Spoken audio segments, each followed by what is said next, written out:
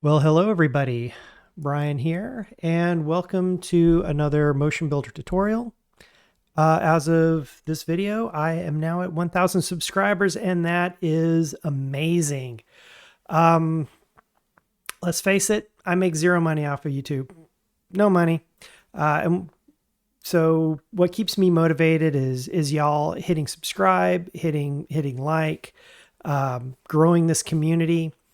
Please leave comments. If you have a better way of doing something, make a video and post it and share with all of us, because I think it's safe to say we all want to get better. So without further ado, let me just hop right into my scene and kind of go over some of the stuff I want to talk about today. So today I'm going to be talking about relation constraints, using a 3D dampening. Here, let me hit play so it's a little more interesting to look at while I talk. But yeah, I'm gonna talk relation constraints, 3D dampening. How do we create an overlap? Basically, this is a way to fake physics. I call it faux physics. I want to give a shout out to Brad Clark from Rigging Dojo. He kind of pointed me in the direction, and I've kind of taken it and made it my own a little bit. So, and now I'm going to share with y'all what I have done. And you can see this chain is reacting to the motion of this. I call it a sphere thing. Don't really have a name for it. Let me grab this. So if I move this around, you can see that the chain and the cloth react to the motion, whatever the animation is. So I'm going to show you how to build this scene. I'm going to show you two different ways to get this effect, because each way has its pros and cons, and what may work for good in one situation may not work good in another. And then we'll animate it, we'll loop it, we'll bake it down, and everything. And as always, I do this real time.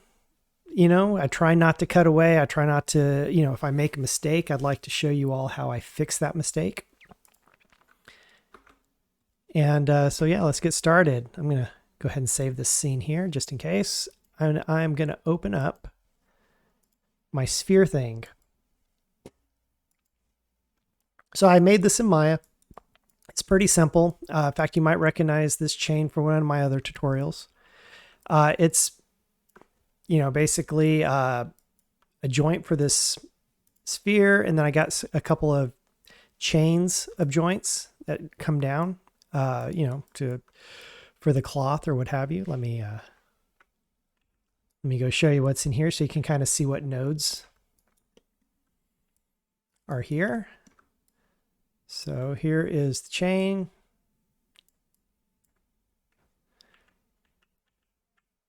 Undo that. Here's the cloth.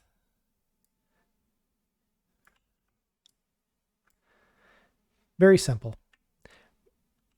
But if you can imagine having a character with like little wispy bits of fabric, or maybe a chain, or maybe your character has hair, and you want to put a little bit of physics on like a chain of joints, this is one way of many to do it. There's two setups. There's a simple setup, and then there's a very complex setup. Now, normally I've been trying to make these tutorials shorter, but I have a feeling this may be a long tutorial this time. All right. So the first thing I want to do is I want to create a rig for this sphere. So I'm going to go to my asset browser, and I'm going to look for my marker, and I'm going to drag a marker into the scene. Drag this up here, and I'm going to rename this control.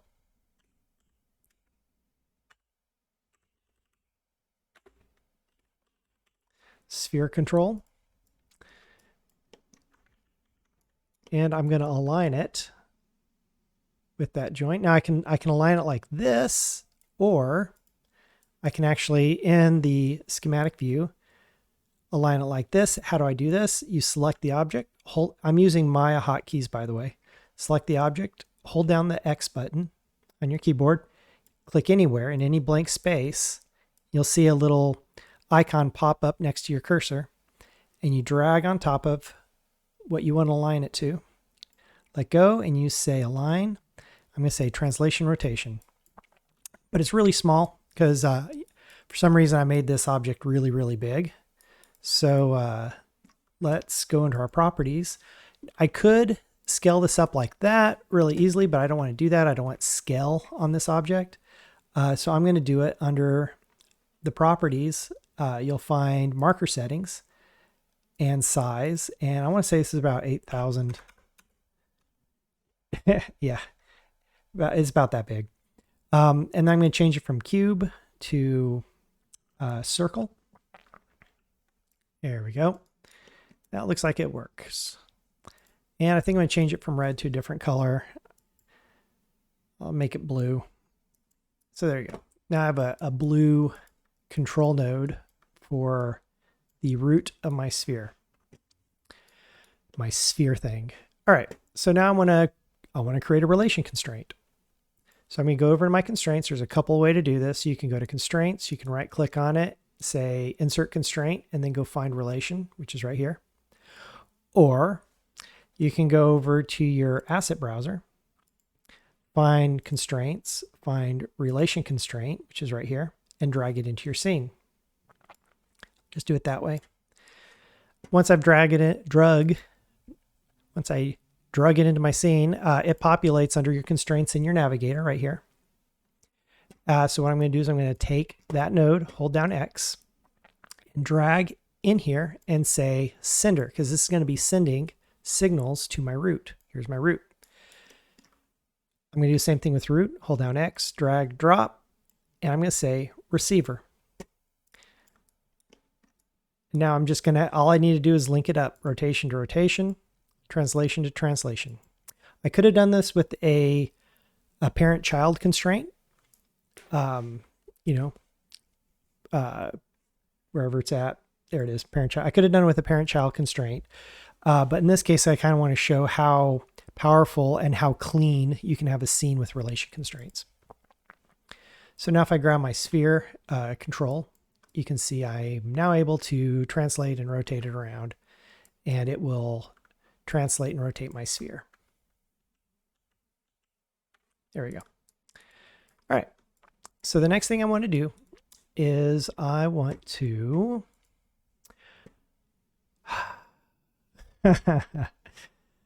I'm going to create a set of nulls for the cloth joint. Oh, so here's a thing. I guess is kind of a tip of the day. Sometimes order of operations is necessary. People don't think about order of operations when it comes to parenting. So when I made this in Maya, I parented this one first and this one second. So when it came in, it's arranged like this. If you want to switch sides to make it a little bit easier, like this chain, if you want this chain, which is on the right side of my, if you just want to reorder things, all I have to do is select them, unparent them, and then select them in the opposite order, and then hit parent, and then parent them. And you see it's switched it. So now I have my short chain on this side, which is on this side of my screen. So anyway, just a little thing.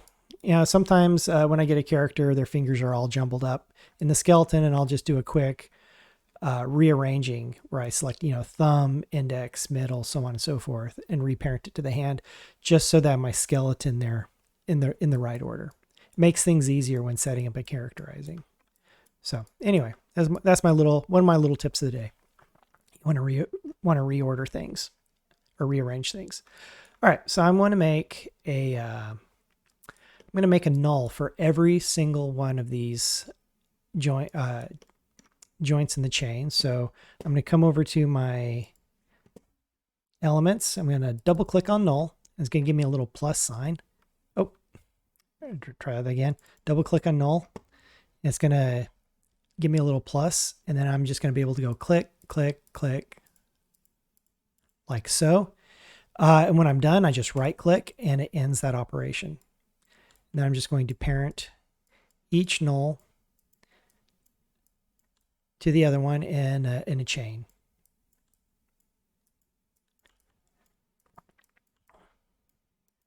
All right.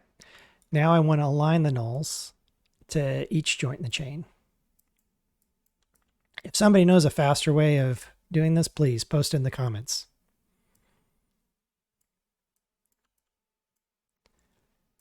Line, translation, rotation, line, translation, rotation. Also, I'm doing this without music. If y'all want me to bring the music back, I think somebody was complaining about it, so I got rid of it.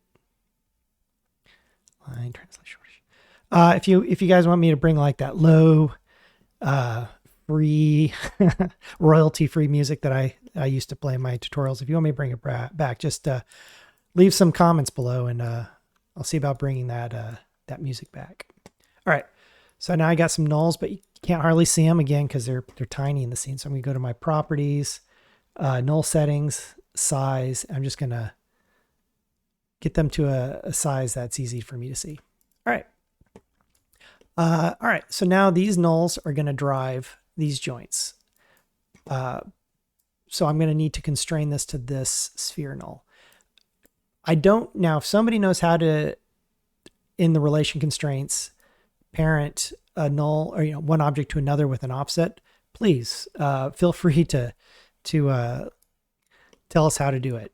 This is the only way I know how to get around it while using relation constraints. So I'm going to select that null, hit copy paste, and I'm going to parent that up here, parent, and now what I'm going to do is I'm going to be using a relation constraint and constraining this to that. I probably could just parent it to that, but I kind of want a degree of separation here. So let me go to my relation constraint, which this is the one that I've already created. I'm just going to do it right in here.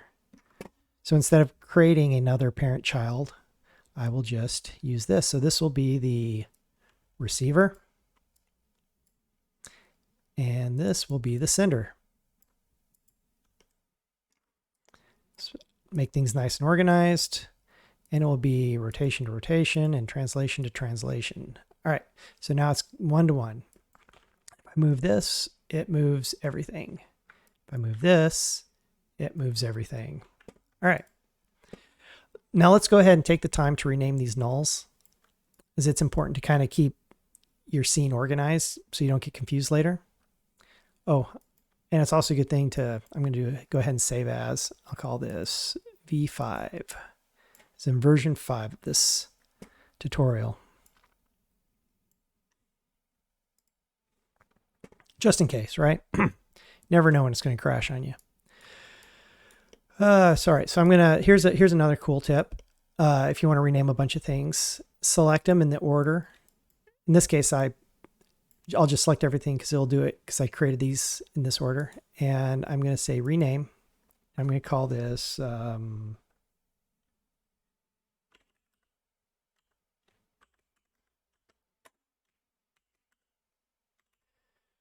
going to call it Faux Physics null space 1. Now it's very important to put the space 1 in there because what's going to happen is when I commit it, it will rename every one of my nulls down from 1 through 7, and I don't have to rename each one of these individually. So it's a fun little trick to do when you have to rename a bunch of things. All right, so now I got my Faux Physics. Now what I need to do is I need to create a relationship between the physics and the chain. This time I'm going to create a new relation constraint. I'll do it down here this time, relation. I think the first relation constraint I should rename. I'm going to rename it. I'm going to keep relation so we can keep track of what's what. I'm going to call it relation basic, as in basic rigging. And the new relationship, I'm going to call this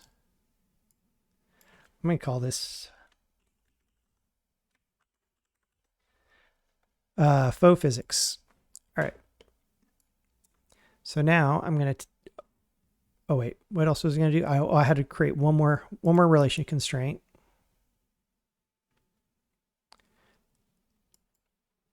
starting to get a little bit ahead of myself. Let me drop the faux physics down to the bottom and rename this relation constraint. I'm going to call this relation, what shall I call this? I think I'll call this joints.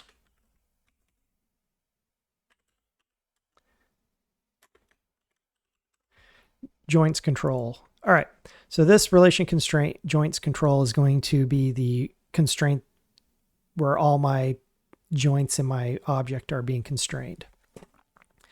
So let me do that first. So here's my faux physics. I'm going to hold down X. I'm going to drag this into my joints control relation constraint here and say sender. I'm going to drag all this and do the same thing and say receiver. Let me make this a little bit bigger so we can see what's going on here. So what I'm going to do is I'm going to go translation and rotation.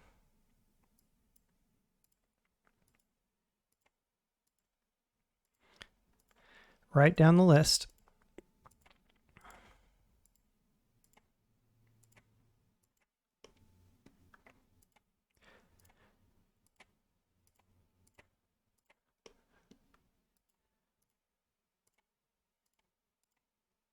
Just like that. All right. Now, if I test, let's test this out. Hit save. I'm going to grab the nulls. The nulls are now the control rig for those joints. If I rotate, you can see the nulls are now rotating those joints. Pretty easy, pretty simple. But now we're going to do the faux physics. And I'm going to go to my relation constraint that I made called faux physics. And I'm going to grab all my nulls. I'm going to drag them in. I'm going to say sender. And then I'm going to do that again. I'm going to drag those same nulls in, but I'm going to say receiver. So I've got a sender and a receiver. Let me put a little bit of separation in here because what I'm going to do is I'm going to come over here to my settings and I'm going to go to the other dropdown and I'm going to add dampening 3D to it. There's also dampening 3D clock based. They each do something slightly different. I encourage you to experiment and try each one. For this example, I'm just going to use dampening 3D. I'm just drop this in here, one for each null. I've tried piping all the nulls through a single one of these. It doesn't work. By the way, there's a few bugs in Motionbuilder with relation constraints. There is a simple fix for it. It's literally just saving your file and restarting. We'll probably run into that bug here. So bear with me if I have to reload the file. All right, so now I'm going to do translation. So it's translation to the p vector and then results of that vector to the translation. I'm just going to write down that list.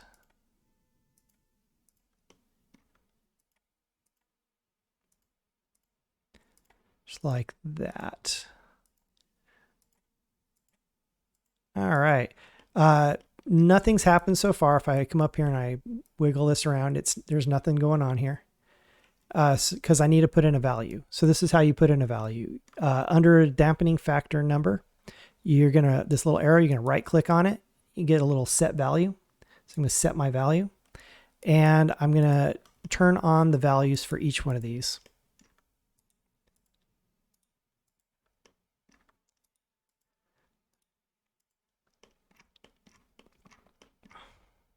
And let's do a value of, what do you think, 20? Let's try 20.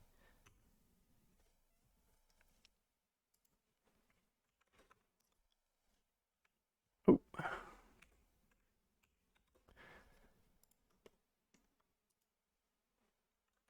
20, 20.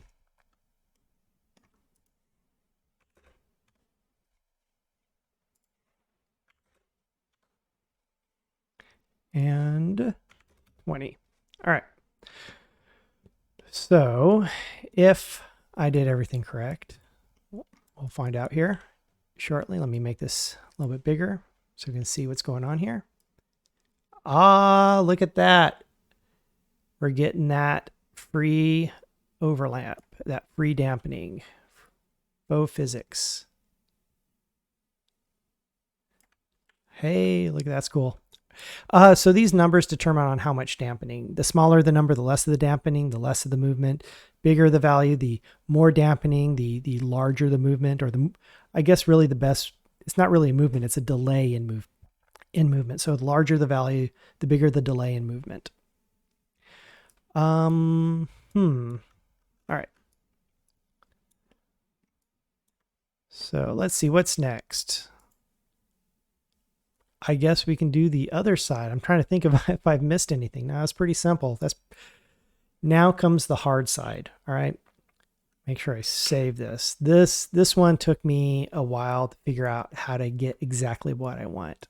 So let me kind of explain what's going on here. The reason what's happening here is these are actually translating back and forth with that dampening. And if I tried to do that with the chain, what's going to happen is the chain's going to it's going to break, right? Because it's a chain. It's not like a piece of cloth.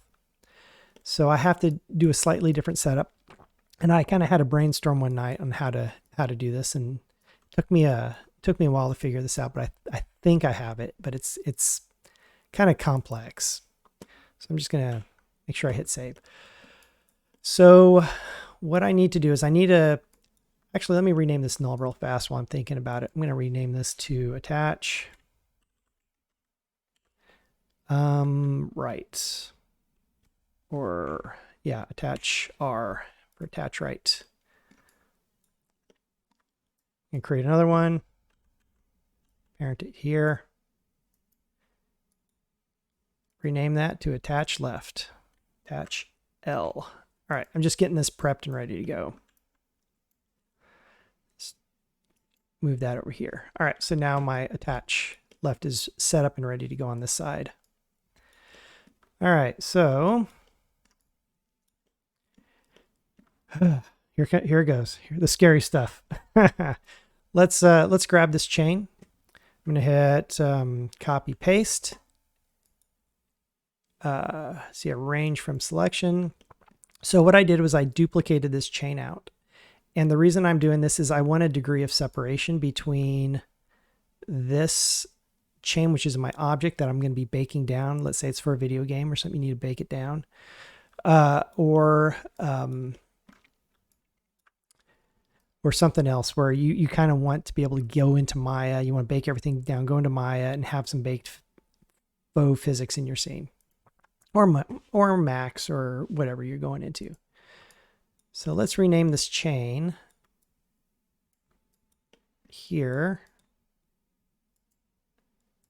I'm going to call this chain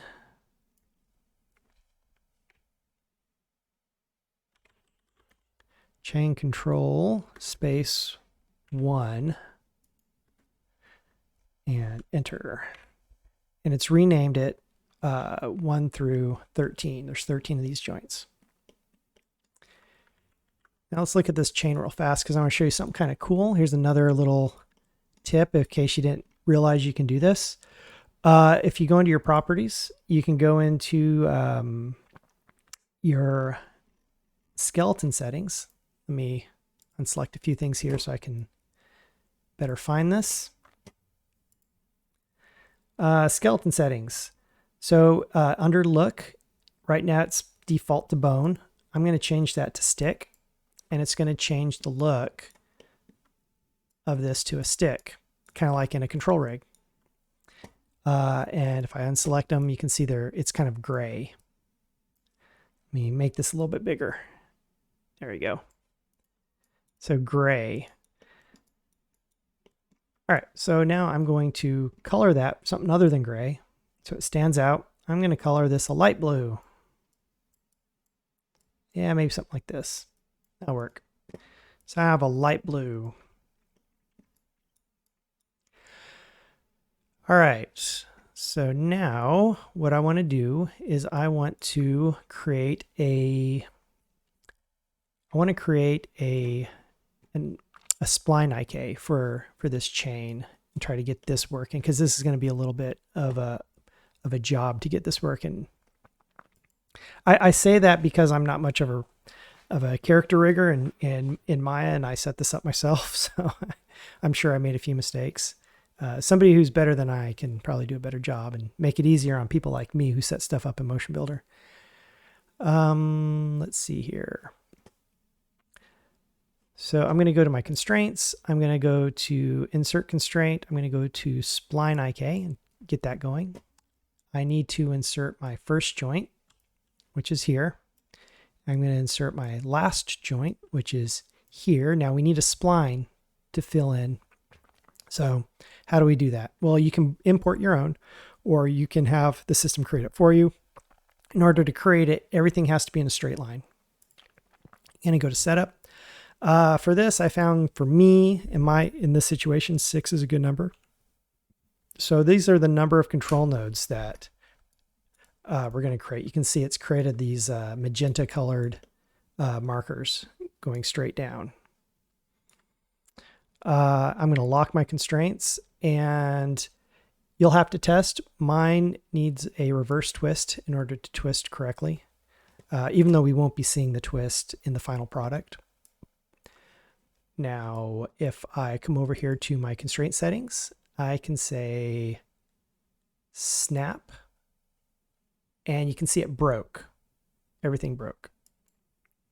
So I'm going to undo that. Oh, how did I fix this last time? I'm going to hit save, and I'm going to just reload the file.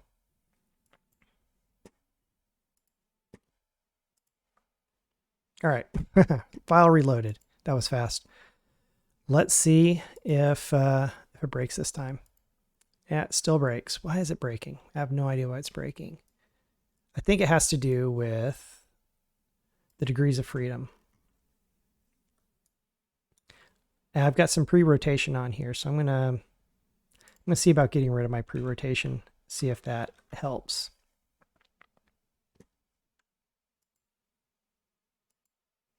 Where did that go? It disappeared when I did it.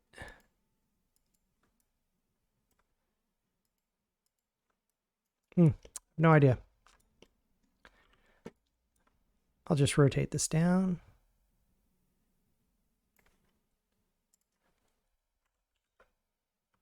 Hopefully, if you all do this, you have less trouble than what I'm experiencing.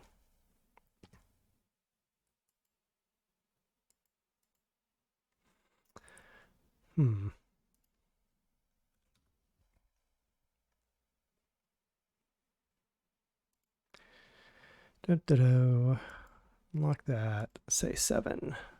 You can add more, add less if you want, pretty easily.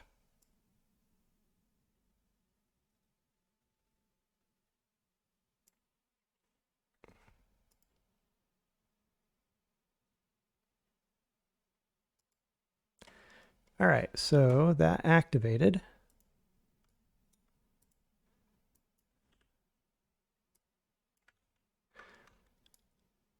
It's interesting. All right, so let's see if this works. It did it out to the side. Let me, there we go. So there we go. So the spline IK is working on this. That's really strange. I don't know why it did that. Maybe somebody smarter than I can comment down below.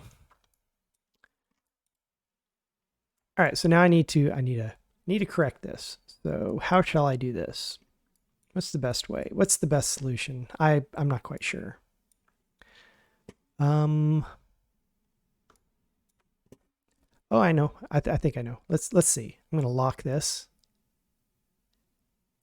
Lock. And unactivate. If I reactivate. All right. So now if I move this, nothing should happen, right? Yeah, nothing happens. Nothing happens.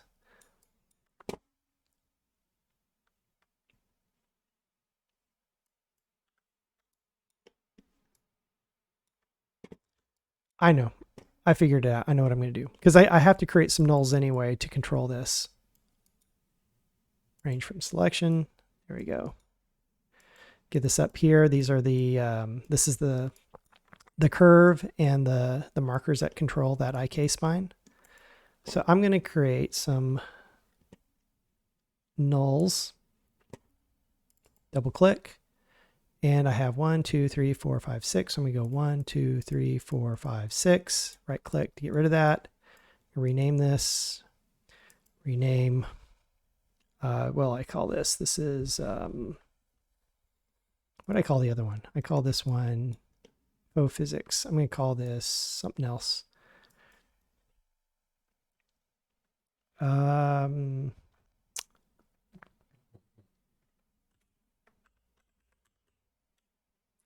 Spline IK. Spline IK control. That'll work.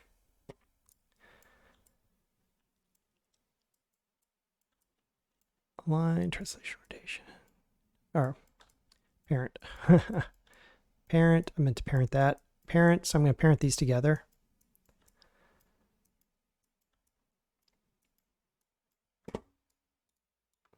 Now I'm going to align these to that. So I'm going to parent that. Or I'm sorry, I'm going to align that. Translation and rotation.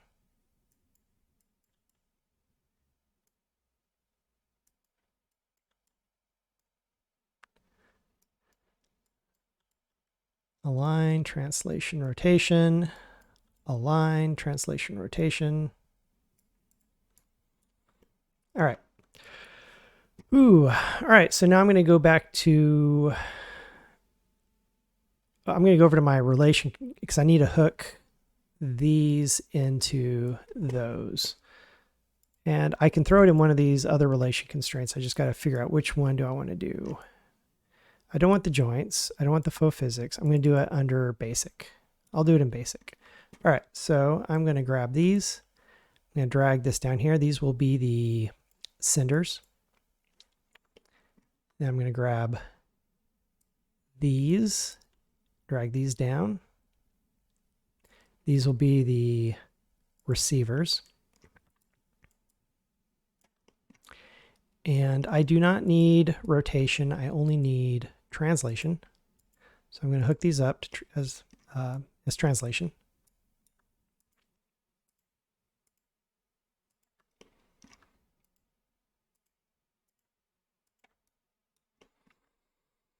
All right, let's see if this works. If I rotate that null, then that comes down with it. So if I go over to my, we hit save, hit save, spline IK. If I activate that, and then I rotate this, that should put me into the right spot.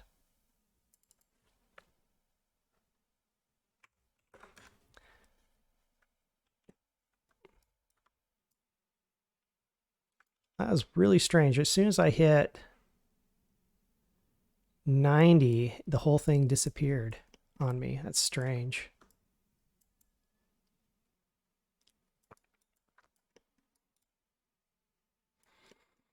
Oh well. So now let's create a the faux physics for this chain. I do need to attach this. So I'm going to go ahead and go into my basic, because if I move this around, I have not yet constrained that to that. So attach L, this will be my sender. This will be my receiver.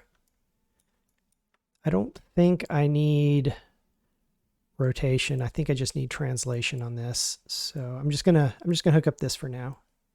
If I grab my sphere, now everything moves along. All right. Now let's hook up spline IK. Or I'm sorry, not spline IK. Let's hook up the faux physics for this. So I'm going to grab these markers on the spline IK chain, and I'm going to do the same thing. Sender, drag it down, say receiver, so that they feed into each other, or themselves, I guess is a better way to put it. It feeds into itself. let's go to Other and Dampening 3D. Now I'm going to drag in the Dampening 3D node right here. One for each one of these. There we go. There we go. There we go. There we go.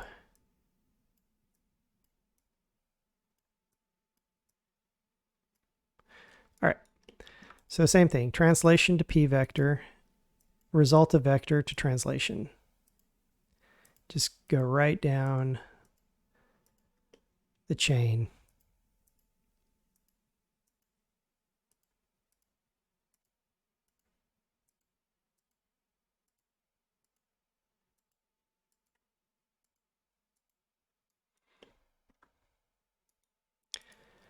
Turn on my set values by right-clicking on the dampening factor and activating it.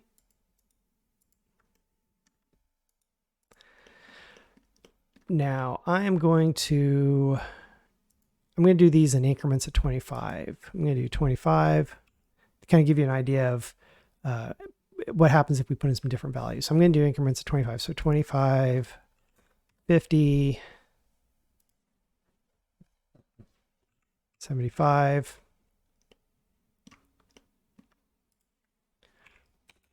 100, 125, and last but not least, you guessed it, 150. There we go. All right, now I bet you $1 million this is not going to work. Hit save. All right, grab the sphere. Is this going to work? Oh, it did work. Oh my goodness. Why did I bet $1 million it wouldn't work? Because every time I've done this, it has not worked unless I relaunch the file, like reopened it up. But it worked. Look at that. Look at that. Look at that. All right. Yay. So now what do we need to do? We need to get this chain of joints that is now control rig. We're going to get it to drive this chain of joints. But there's a problem. I'll show you the problem. The problem is these are going to cause this to flip because for some reason, I can't figure it out. I can't control the rotation of a spline IK. It'll get to a certain point and it'll just want to flip around.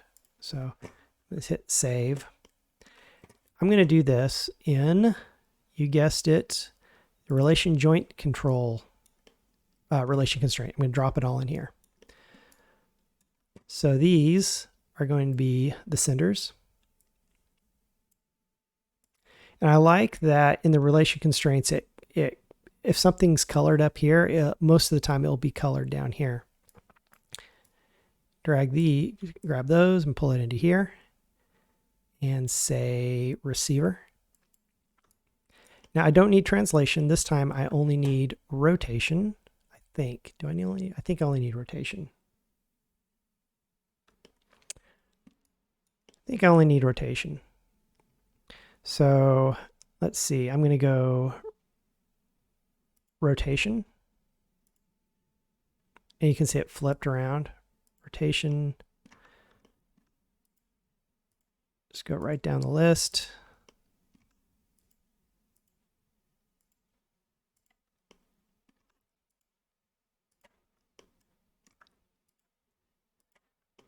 You can see every time I do something, it wants to refresh the scene, causing all the constraints to turn off or reactivate or refresh, whatever you want to call it. All right. Oh, man. Select this. No, not that. This. All right. Hide everything. Let's see what happens if I hit save. If I start, look, it's moving, but it's also flipping. Can you see that? Yeah, it's flipping it, and that's very undesirable. So undo all that.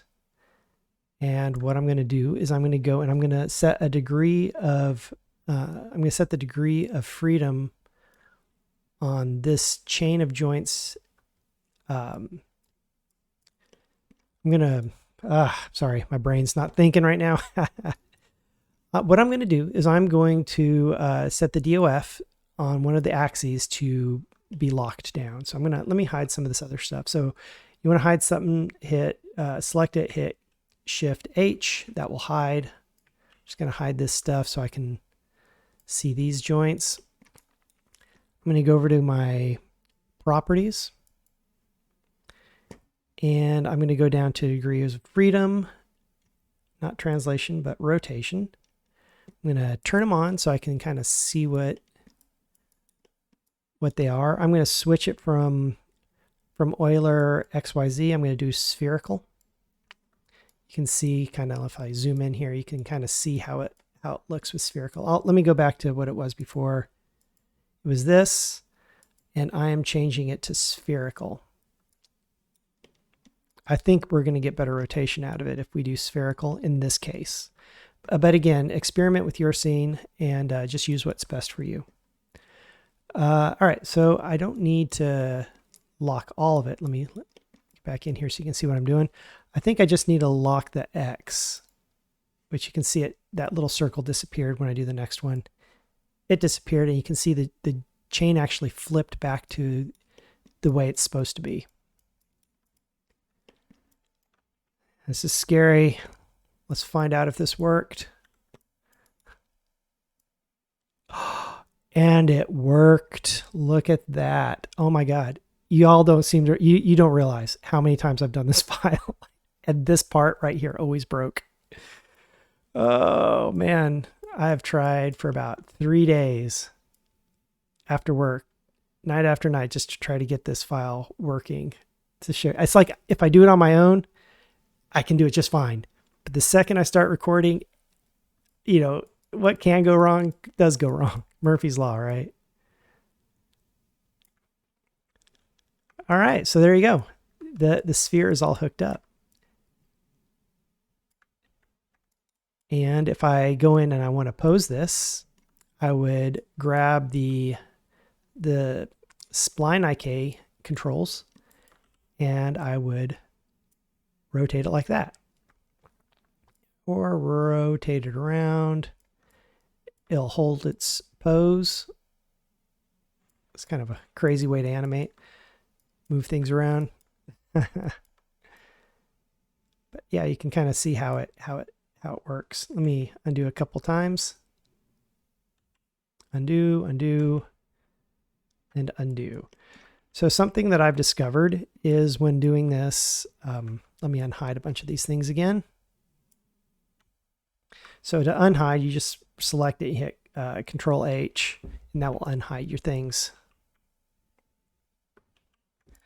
All right, so one of the things I want to do is I actually want to pull the spline IK down incrementally, not the first node, but the other 5 nodes. I'm just gonna, oh, I can't do it through here though. I have to do it through the spline, the control.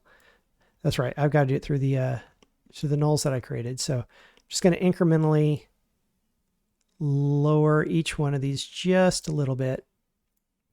And this is going to prevent some weird things happening if the chain decides to go past the last node in the spline IK chain.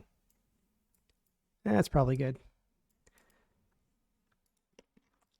Let's unhide that. Got to unhide the spline so you can see it. All right, so there we go.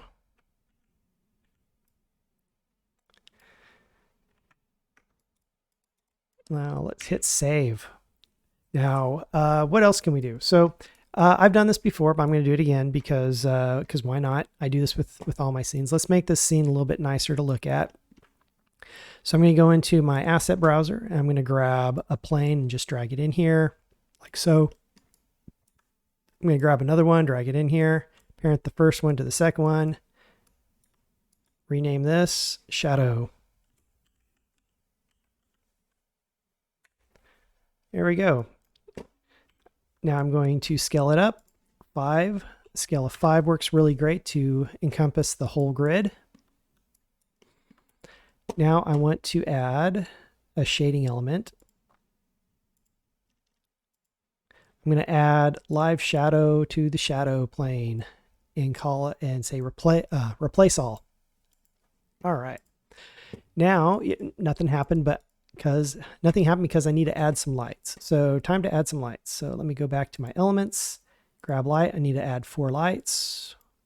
One. All right, let me redo that. Delete that. I can double click light and go 1, 2, 3, 4. Then right click. It's like my new favorite function that I discovered. I'm sure some of y'all already knew about it, but I didn't. And when I discovered it, it was amazing. Let's rename this. Light to main.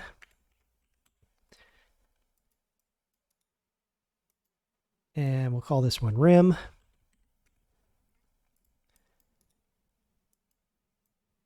Call this one back. And we'll call this one fill. I'm going to throw in another marker and call this light control. All right, and then I'm going to parent my lights to the light control. There we go. And can't hardly see the control there, so I'll go to my properties. It's marker settings, it's cube. I'm going to change it to a circle. Change the color to something else, maybe, oh, I don't know. What's a good color? Purple? I'll do purple. And then increase that ring size to, can't hardly see it. There it goes. There, that's good. All right, so now let's put these lights in the right spot. So the main lights, this is like our sunlight. Let's bring this up and over. And because I have the shadow turned on, I can kind of see where the shadow is. Oh, and here's the thing, right? So if you're like zooming out and the far clipping plane is like clipping, you can go to your camera settings, producer perspective, double click on that. And you say near plane, far plane. You can control your clipping planes here. So I'll just throw in another 0. There we go. Now I can zoom out and see it a little bit better. So move this into place where I think it'd be nice. There we go. All right, rim light. This one goes off to the side, over here somewhere. Backlight, you guessed it, it goes behind it. And then fill light, just kind of like ground light bouncing up at it. You can call it fill, you can call it ground, call it whatever you want. It goes there. All right, so light main. Let me go over to my lights. Double click on light main. I'm going to change that color to a little bit of a yellow in there. Little bit of yellow.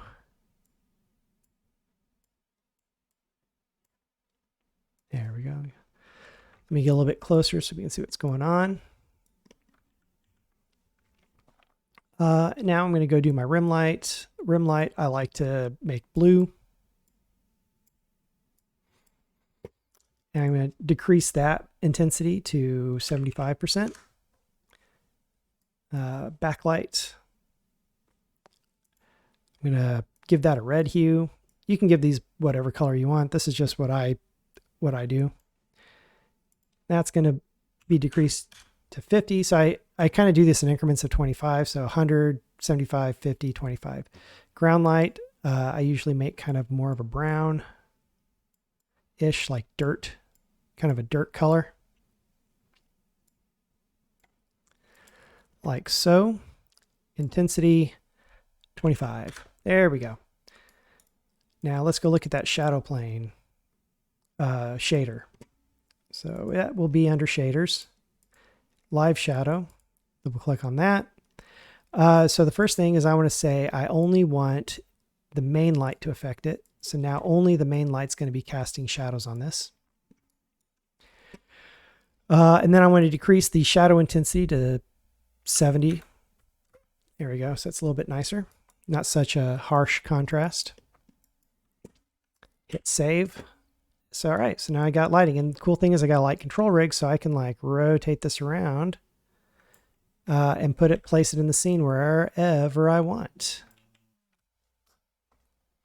By the way, if you hear some dogs barking in the background, it's just my little dogs who decide they want to bark at something outside. So just FYI. Hey, no bark. They're trying to bark. You probably can't hear it, but they're trying to bark. Getting the little woofs. Sweet. All right. So the next thing, what are we going to do? Let's do an animation. Sweet. I'm going to drop this down a little bit, right about there, and get a little bit closer to ground. Again, fake physics, right? So if I normally if I was to spin this, physics would have inertia, and inertia would cause the these chains to rotate out like that. Or if I was to drop it to the ground, physics would cause it to collide with the ground, right? Real physics. These are fake physics, so you're not going to get any of that kind of functionality out of this, just FYI. All right, so let's. So before I had it swinging like a pendulum because I thought it was kind of a cool idea. So let's do that again. I'm going to go to my asset browser. I'm going to grab a null, drop it in my scene. Let's zero this guy out on 0 on X and 0 on Z. Take that null, stick it up here somewhere. Maybe right about there. And properties, I'm going to increase the size of that null in the properties so I can see a little bit better. And I could do a couple things. I could just do a constraint, or I could do a relation constraint. By the way, I kind of want to touch back on relation constraints. I mean, look at how many constraints I created using just a few relation constraints. Even though some of these are just simple parent-child constraints. I mean, look at this. This is like 4 constraints in this whole scene, and I'm driving like a ton of things. Man, I love relation constraints. I wish there was a book on relation constraints in Motionbuilder and how they all work. If anybody knows of a resource to learn more about relation constraints, please put it in the comments below. All right. So in this case, I'm going to just parent. Just going to parent that. Range from selection. There we go. All right. So let's see. Let's go from frame 0 to frame 90. And let's rotate back. That's interesting. I think I am debugging a problem. So a lot of times when you're building a rig, whether it's a character or something like this, sometimes it's not till you start animating that you find a problem. So let's see. This chain is not moving the way I'd like it to. So how can we fix that? I think it has to do with this.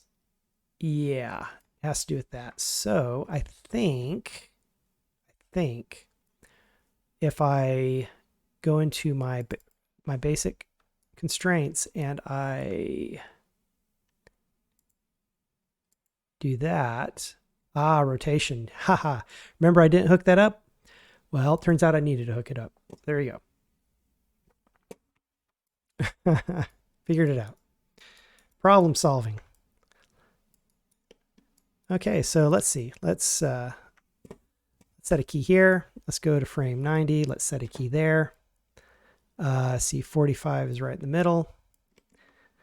It's 60.3, so I'll just put a negative and set a key. Loop that. And if I go back and forth, it's now just kind of looping back and forth. Not much movement on the cloth side, a little bit. I could probably turn up those values a little bit and make it more visible that it's actually moving. If I turn this on to X-ray mode, you can kind of see how everything's working and reacting and moving. That's kind of nice. It's very nice. All right.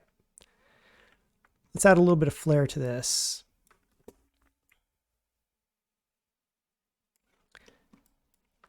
So let's say on the downward,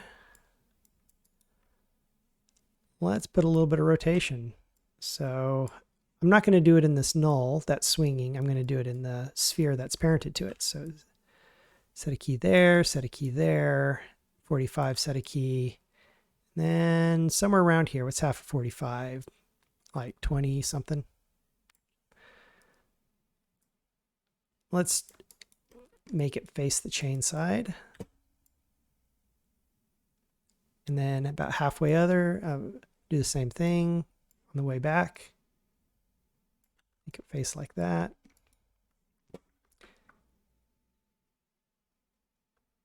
There we go. Now we get a little bit of a interesting motion there. Yeah, that'll work. Now I'm not going to go into too much animation here. I think y'all know how to animate already. Let me just kind of show you how we can loop things and a few other little animation tricks and techniques that you can do. So let me hop over to my F curves and let me select my null and my sphere that I'm using to rotate it. Select rotation on both of these. Make this a little bit bigger. And I'm going to do the 3 loop trick where I go, let's see, copy, paste. Oh, let's do that again. This was not on 0. There we go. Copy, paste, come to the end, paste. By the way, middle clicking lets you jump around in case you didn't know. You don't have to come down here and actually scrub. All right, let's get rid of redundant keys. See, yeah, that's okay. That's okay. Check the other one. Let's get rid of that, whatever this is. And here we go. Let's get rid of those keys right there. There we go. Let's select just the null. Now if I hit play, we can see that we're getting a better loop because the curves are flowing back, into each other. Here's another little tip of the day, I guess. I got lots of little tips in case you weren't aware of these. I'm going to select these curves and I want to play with the weight of these tangents here. So there's a little button here called WT, that stands for weight. So I'm going to click that and it's going to unlock these. And what it's going to do, let me hit play, is it's going to allow me to add weight to these tangents. And you can see how it's completely changed the way that curve is functioning. So if I want to have a sharper, or if I want to have a little bit, I guess I could do linear if I wanted completely sharp, or maybe I wanted super sharp but not completely linear. And then I can go the other direction, have a little bit of a hold on the top, like it pauses almost for a moment before it swings back down. So anyways, weight, you can play with the weight.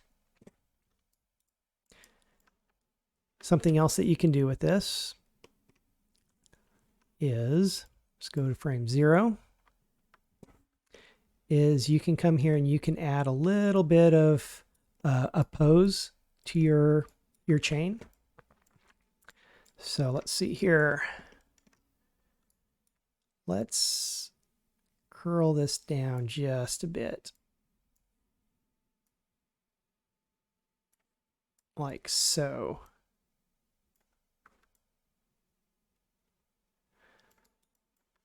And I'm going to go ahead, I'm going to set a key on the spline IK controls.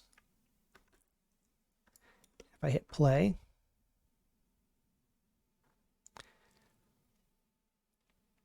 you can see it kind of does kind of this nice little whippy thing where it's now whipping around.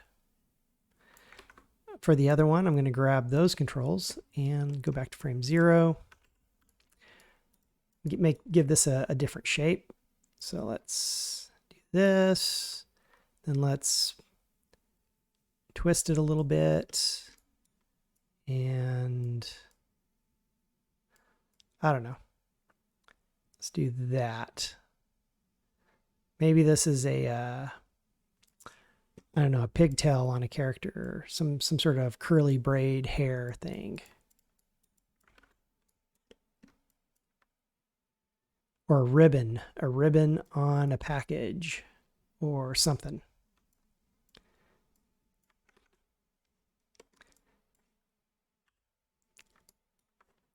I'm going to go ahead and set a key on that. Let's say you have a character that's characterized and that has little bits and pieces hanging off that you want to do this to. You can absolutely take these controls that you've created for the control rig you essentially created. You can create character extensions and you can put these into the character extensions. And that way you can like bake down, you can copy poses, paste poses, put it into story very easily with your character. A lot of things you can do with this. All right, so now let's say this is what we like. We want to bake this out. We want to loop it. Well, we have it looping, but if I was to just bake it, what would happen is it would start at frame 0 and it would look like this, and then it would bake, and then it would stop, and the pose that it's going to stop in is not going to look the same because it's not a continuous loop. If I just play it right now, we're getting a continuous loop. So that is part of the reason why when I created my keys, I went out to, went to negative 90.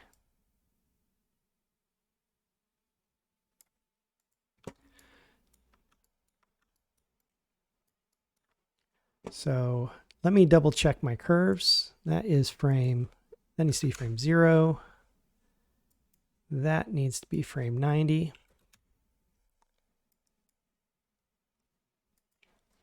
I'm just double checking my curves.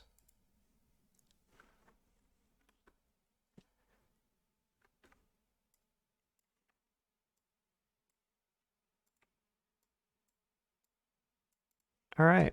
So now what I'm going to do is I'm going to go from negative 90 to 180.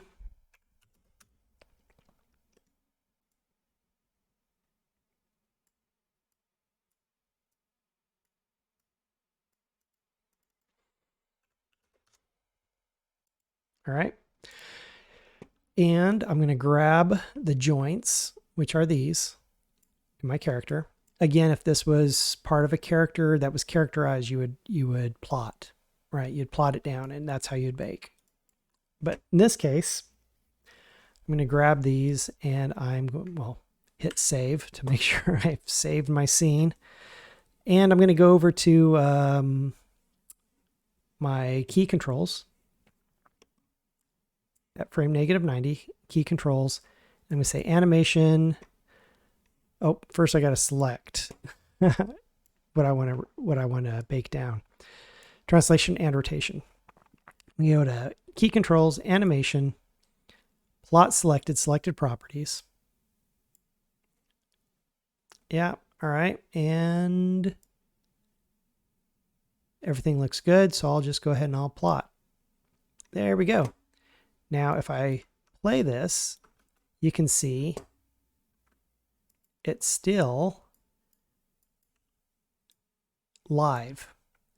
But let's go back to the constraints that we made. I have joint control. And if you remember, joint control has all the controls, everything that's controlling these joints. So if I turn that off, you can see these actually change. The pose on these actually change. If I turn it on, there it's being driven by those constraints and the dampening. If I turn it off, it's now what I baked down. And if I scrub, you can see I can now scrub the animation, and it's got everything in it, all that motion.